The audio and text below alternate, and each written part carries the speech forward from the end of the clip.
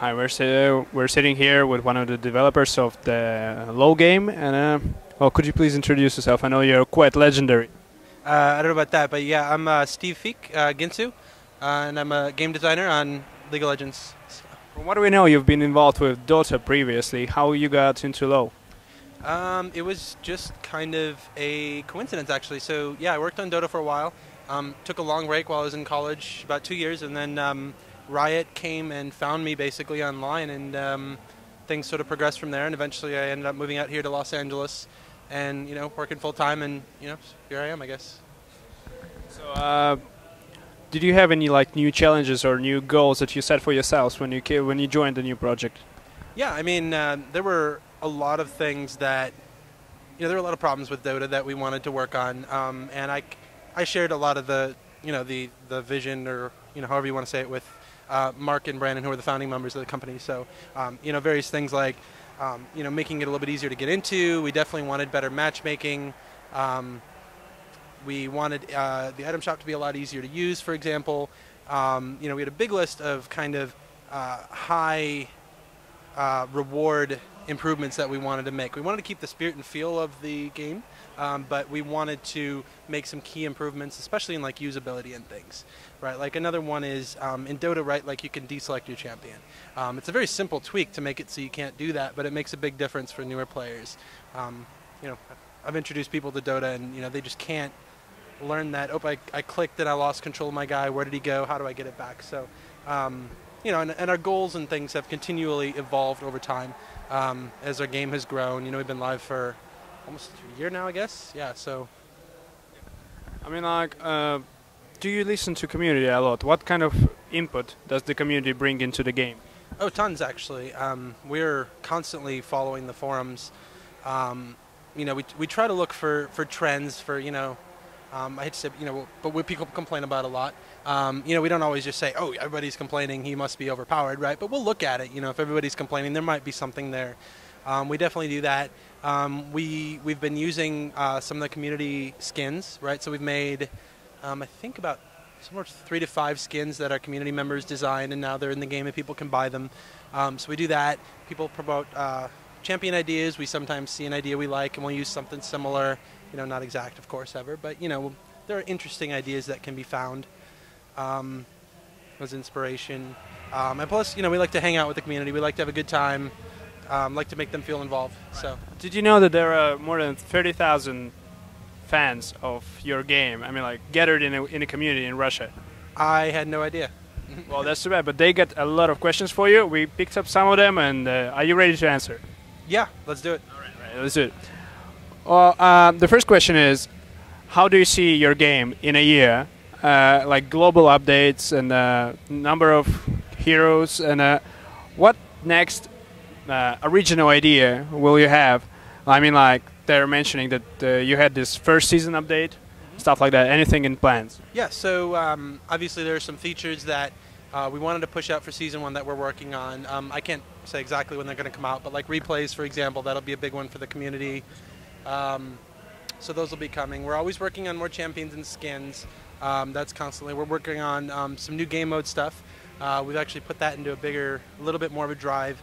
We had a special in PC Gamer about Magma Chamber, which is one of the new scenarios we're working on. And I can't say a whole lot more specifics, but we are working on some more game modes. How fast has League of Legends been growing in terms of number of players?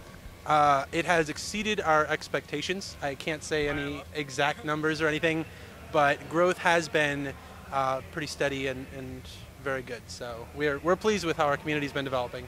Okay, I'm gonna ask the next question. Okay, the question is: will there be new runes, like standard ones, or related to some event, like it was with the Olympics? So as far as special themed ones, yes. As far as not themed ones, I'm not sure. We've worked on some internally, but I don't know if we're gonna actually end up launching them. We'll see on that front. But as far as seasonal ones, I don't run that department, so I can't say for sure. But I'm pretty sure we have plans to do some more of those in the future. The next question is: will there be a server in Russia? Well, since now you know that there are a lot of fans in Russia. Oh, that's a good question. Could you please pass it up to those guys who are responsible? Yeah, if there's enough fans and it's worth it for us doing it, then I'm sure it's something we're looking into.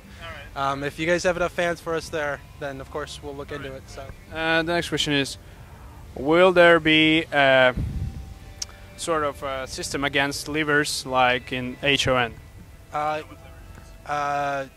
So not exactly like this, but we're working on something internally. So there's something.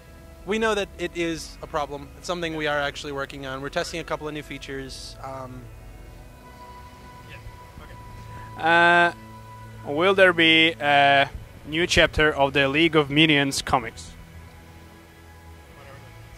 I don't know, to be perfectly honest. That's a I'm pretty sure it's a fan-made comic, actually. I mean, we like it, we link to it, but I sure hope so. It's funny. Yeah, okay. I don't know that one. Let's hope it will be. Will you reduce the price for already released heroes? I don't know. Okay. Sorry. Is there any part of the game that you would like to improve in future, like any specific part that you would like to pay special attention to? Let me think about that for a second. For me personally as a player, what I look forward to the most is probably more game modes, just for more variety. As far as cleaning up the game, of course, I would like to personally see.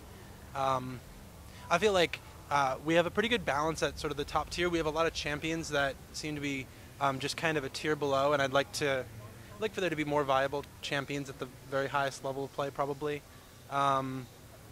As far as gameplay stuff,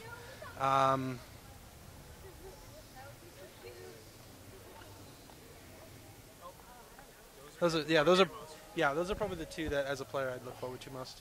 Okay. Two more questions. That's it. Yeah, that's right. What do you think about the fan-made modifications of the game, and such as localizations to other languages? And will you ban such players who modify the game? So that's a tough question, but generally we don't, as long as it's not harmful stuff, as long as it's translating to another language or customizing it in small ways. We're generally pretty okay with that. Obviously, if it's more malicious or anything, we will react more appropriately.